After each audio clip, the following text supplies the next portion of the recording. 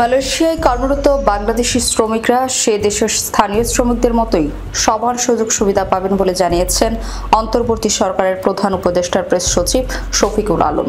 তিনি জানান, প্রধান উপদেষ্টার মালয়েশিয়া ট্যুর একটি ল্যান্ডমার্ক ট্যুর ছিল। এই সফর ফলপ্রসূ হয়েছে। আজ বৃহস্পতিবার রাজধানীর ফরেন সার্ভিস একাডেমিতে আয়োজিত এক প্রেস ব্রিফিংয়ে এসব জানান প্রেস সচিব শফিকুল আলম। বলেন, প্রধান উপদেষ্টার সফর ঘিরে বাংলাদেশ ও মালয়েশিয়ার মধ্যে সম্পর্ক আরো মজবুত হয়েছে।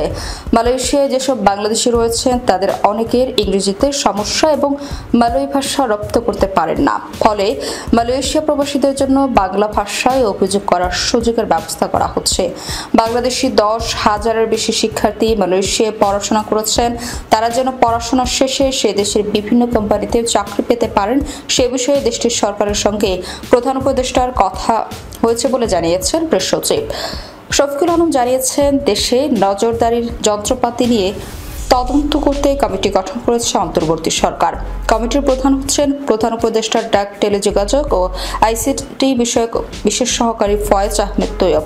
কমিটি খতিয়ে দেখবে যন্ত্রপাতি কিভাবে, এসব মন্ত্র কোথা থেকে, কত দাম দিয়ে কেনা হচ্ছে এবং কিভাবে এর ব্যবহার করা হচ্ছে।